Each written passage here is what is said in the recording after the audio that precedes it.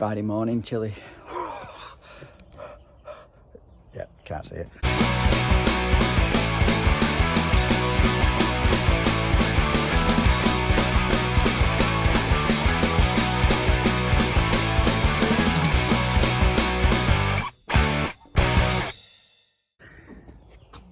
First job. Faulty tap, just spins and spins and spins and spins. Nice easy change.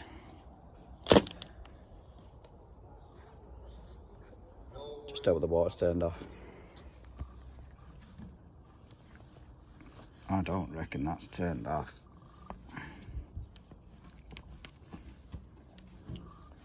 Feels tight. It's gone loose. That was an anticlimax. Sorry. Didn't get wet today. 20 wraps PTFE around this.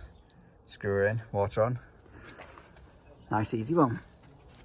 Don't know what's happened with this, probably just broke inside. Hot jet valve's gone knackered, I don't know. I don't care. Perfect. Next one we're changing this Frankie kitchen tap. It was cheaper for the customer to buy a new tap than it was to buy replacement cartridges from Frankie themselves. Shut the water off here on these two isolation valves, hot and cold. There's our new tap that they've opted for. Complete different style. I'm going to be using the Tapex kit. Not that I think it was needed on this one, but oh well. Whip off these flexes off these two isolation valves first.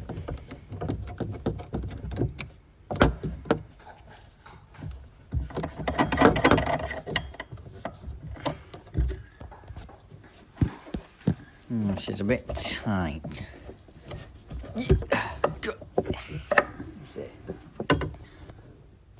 Undo that back nut off the top there. The weapon of choice, I've gone with a swivel connection. It's really hard to do it one hand.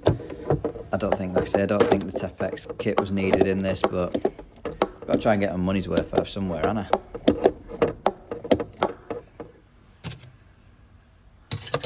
Back nut off.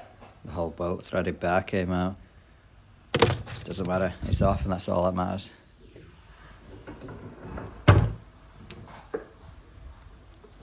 With the hole in the worktop being so small, I'm going to have to get one flexi out at a time, which you can't do one-handed.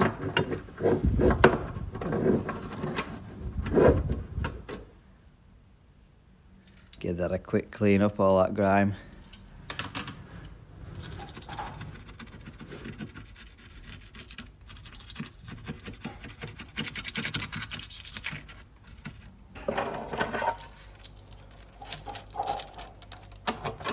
Gives you all the good angles.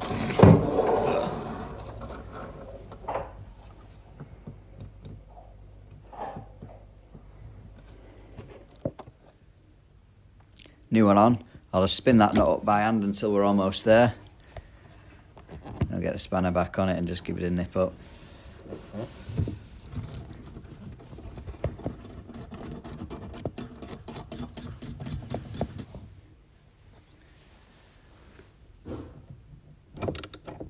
Added the extension on this time, just cause. Get our valves back on.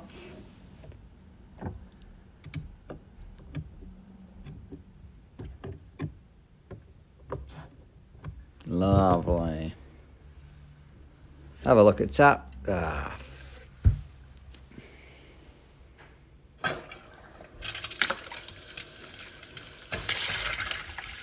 Beautiful. Another one done.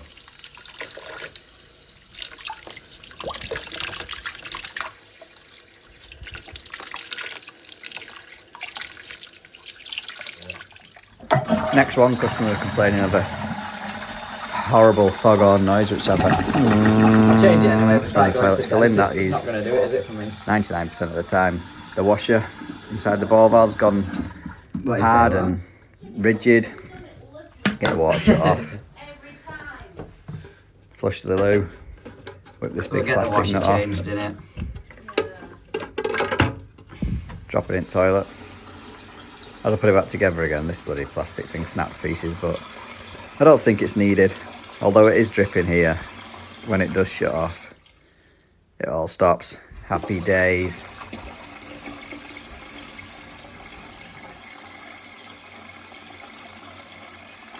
Now, because you change the washer, you need to set the correct amount of water inside the system. There's a line on the back, as you can see it there. I'm just forcing this down to fill up faster. Bang on. Right, this next one, we've got a slight leak somewhere. Pipework's buried under the floors downstairs. Obviously, customer's quite handy. He's not tested, but checked all joints and stuff upstairs where you can see. It's a bungalow, this. He's opted to put some of this in, so that's what I'm here doing, putting some of this in. I'll drain the boiler off, recharge the vessel whilst I'm here, empty that filter out and get it in there. I'll have to let you know in the next couple of weeks whether it's worked or not. We'll see. Release the pressure off the boiler with that. Took our lid off, little bucket underneath, and just siphoned it out into my bucket because I'm not going getting the wet back. There's no drain point on this. It's backing back up now, so I'll have to do a bit more. Just give that a quick don't swallow it.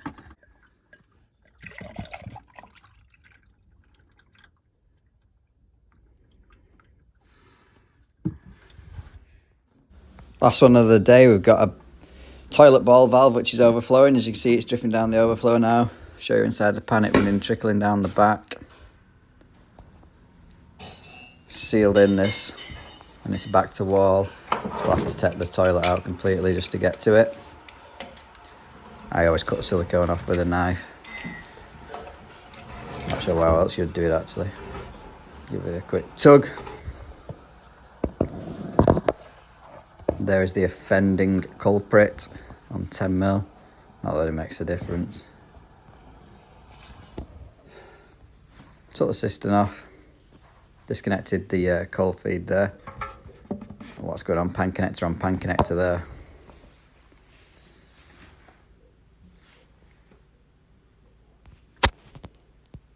Looks like it's a 3/8 ball valve. What's in?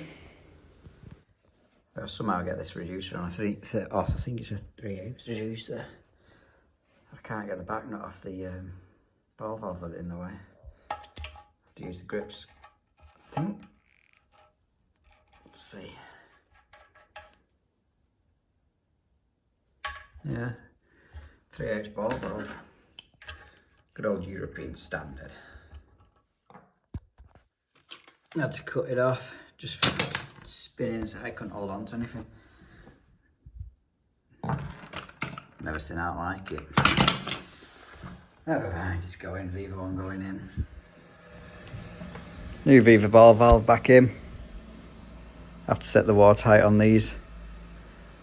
If you need to anyway, I will have to on this one because the cistern is so tall. I've got to re-silicone up. After I pushed it back in. No more trickling. Yet to re-silicone.